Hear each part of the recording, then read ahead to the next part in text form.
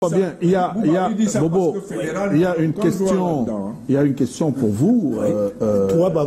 Il y a effectivement l'inspecteur pédagogique, il y a l'inspecteur pédagogique régional de Bertois, M. Tintebe Cameroun, Aziz, qui dit pourquoi vous ne dites pas la vérité aux Camerounais concernant Rigobert Song, qui dit et clame à haute intelligible voix qu'il est manager, sélectionneur, il n'est pas entraîneur.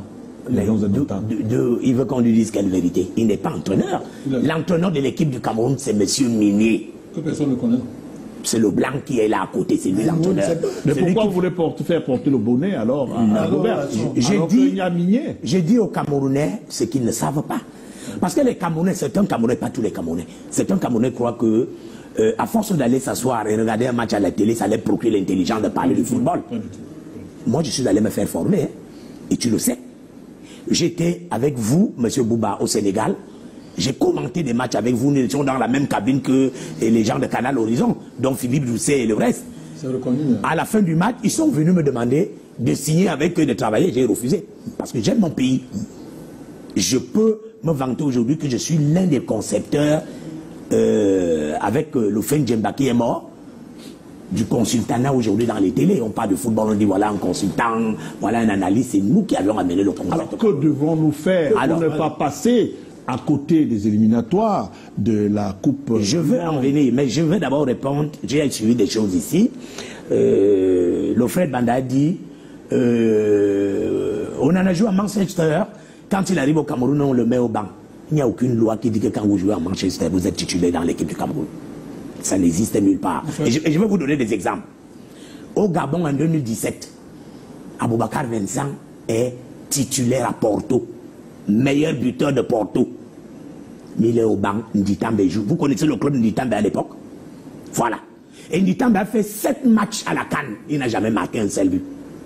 À l'époque, j'ai officié à la CRTV comme consultant.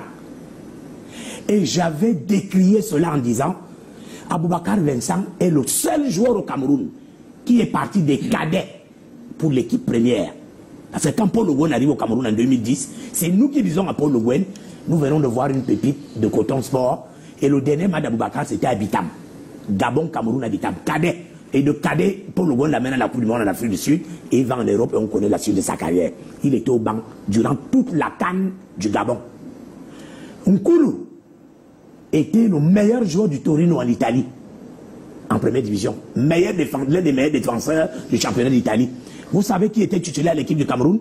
Dès qu'il jouait en deuxième division, à Sochaux, en France. Même le jour de la finale, si vous regardez les images, Teke est sorti du stade au bout de 20 minutes.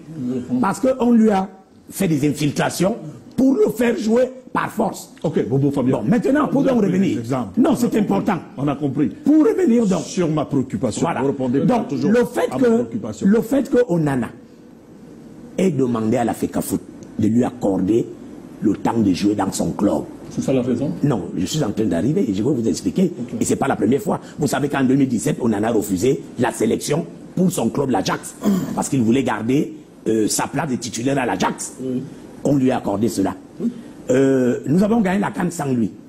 Donc quand la FECAFOOT, et c'est Samuel Eto'o qui a autorisé Onana de rester à Manchester, parce que la preuve, il ne l'a pas fait avec Mougué à Marseille, le petit Mougué, qui a refusé la sélection. Donc on ne peut donc pas dire que Samuel Eto'o est contre Onana. Parce que c'est lui qui a permis qu'Onana soit là-bas. Et lorsque vous n'avez pas... C'est-à-dire en autorisant à Manchester de le garder. Si Eto'o avait dit non, Manchester ne pouvait pas utiliser Onana. Parce que les règles de la FIFA sont claires. Ok, on est un joueur... Fabien, c'est important. Non, vous n'allez pas surabondamment expliquer. Il faut que j'explique. Et j'explique non seulement à mon frère Banda, aux téléspectateurs. Les règles de la FIFA sont claires. Lorsqu'un joueur est convoqué dans son équipe nationale, il doit venir répondre à la convocation. Qu'il soit malade ou pas. Quand il est même malade, ce n'est pas le médecin de son équipe qui doit dire qu'il est malade. C'est le médecin des Lions indomptables.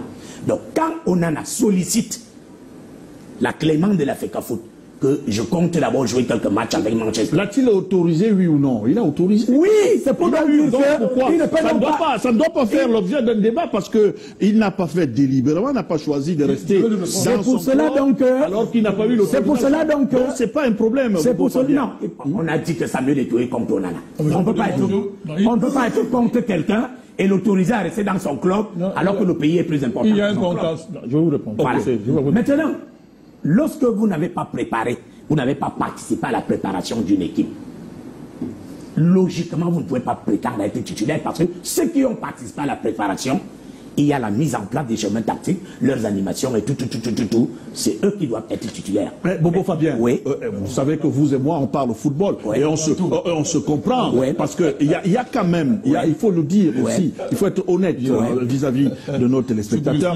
Le poste de gardien de but, c'est un poste spécifique où vraiment on ne discute pas sur la compétence des gardiens de but. Voilà. On sait que dans chaque club, dans chaque équipe, il y a le gardien numéro 1, il y a le gardien numéro 2, il y a le gardien... Donc il y a une hiérarchie. Oui, mais le gardien numéro... Dans le cas d'espèce, vous ne pouvez pas accuser... Monsieur Bouba, lorsque vous êtes gardien numéro 1, si vous n'êtes pas performant à l'entraînement, le gardien numéro 2 va jouer à votre place. Il n'y a pas une règle qui dit, parce que vous êtes gardien numéro 1, vous dormez sur vos lauriers. Dès que vous arrivez, on vous dit, vous êtes numéro 1. Ok. Une petite précision de Banakani après.